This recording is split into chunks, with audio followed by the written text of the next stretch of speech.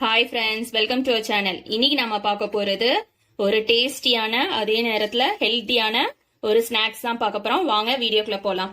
இப்போ நான் எடுத்திருக்கிறது வந்து டாக்கோ செல்ஸ். இது மார்க்கெட்ல ரெடிமேடாவே கிடைக்கும். இது நம்ம வீட்லயும் மாவு பிசைஞ்சு செய்யறதும் செய்யலாம்.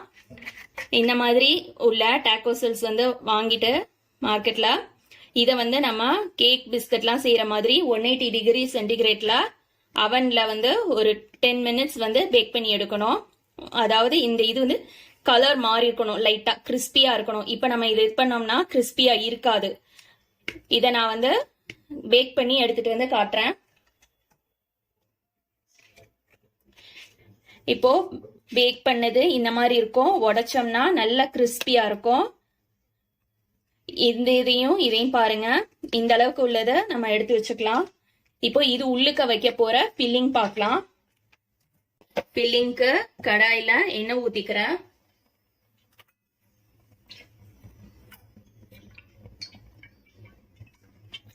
ஒரு 2 ஸ்பூன் ஊத்திக்கிறேன்.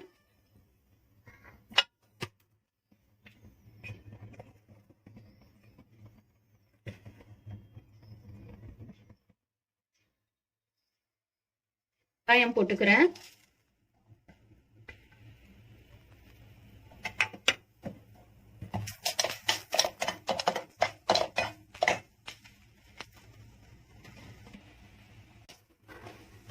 வெங்காயம் இந்த அளவுக்கு கலர் வந்தா போதும், ரொம்ப கலர் வர வேண்டாம். இதுல வந்து நான் ஸ்வீட் கார்ன் ஆட் பண்ணிக்கிறேன். உங்ககிட்ட என்ன வெஜிடபிள்ஸ் இருக்கோ அதை ஆட் பண்ணிக்கலாம்.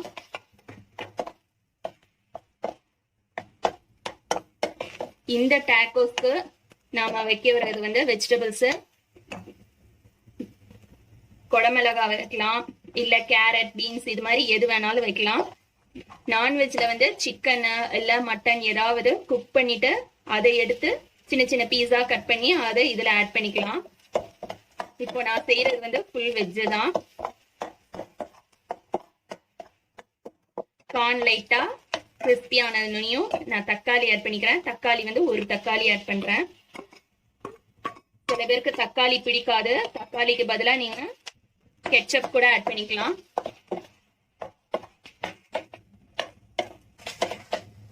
தக்காளி இந்த அளவுக்கு வதங்கினதுக்கு அப்புறமா இதுல வந்து நான் மெக்சிகன் சீசனிங் ஆட் பண்ணிக்கிறேன். சப்போஸ் உங்ககிட்ட மெக்சிகன் சீசனிங் இல்லைனாக்கா நீங்க லைட்டா மிக்சர் ஹர்ப்ஸ் கூட போட்டுக்கலாம்.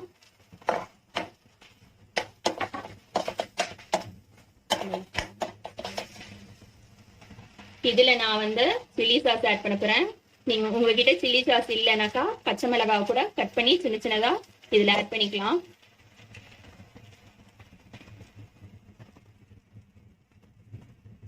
காரத்துக்கு தகுந்த மாதிரி நான் ஒரு ஸ்பூன் ஆட் பண்றேன்.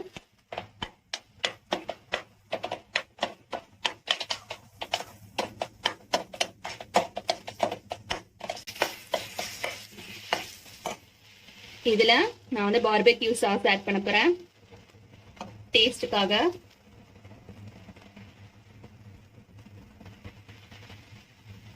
அரை ஸ்பூன் ஆட் பண்றேன்.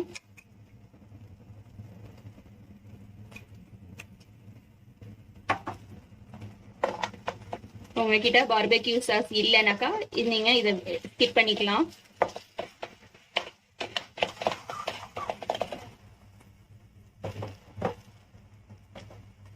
இதுல உப்பு நான் 1/4 ஸ்பூன் ஆட் பண்றேன். ஏற்கனவே நம்ம சாஸ் ஆட் பண்ணிருக்கோம், சாஸ்ல உப்பு இருக்கும், அதனால கொஞ்சமா ஆட் பண்ணா போதும். இதுல நான் பன்னீர் வந்து பாதி கட் பண்ணி வச்சிருக்கேன், அதை ஃபுல்லா ஆட் பண்ணிக்கிறேன். பன்னீர் ஆட் பண்ணா ரொம்ப நேரம் போட்டு அடுப்புல வச்சு கிளறக்கூடாது.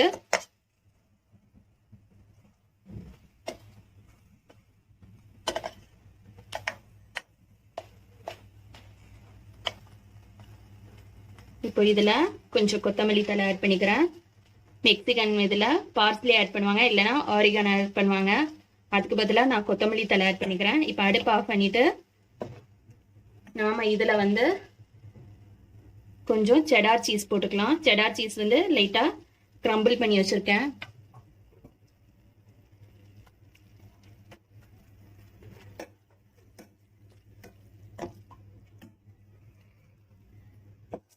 இப்போ இதை வந்து நாம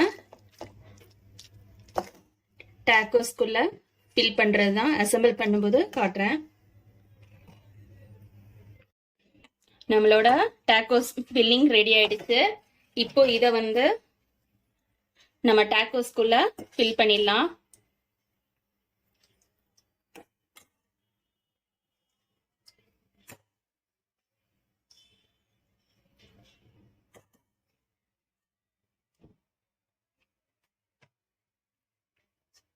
இதுல லைட்டா மேல நான் சீஸ் போட்டுக்கிறேன்.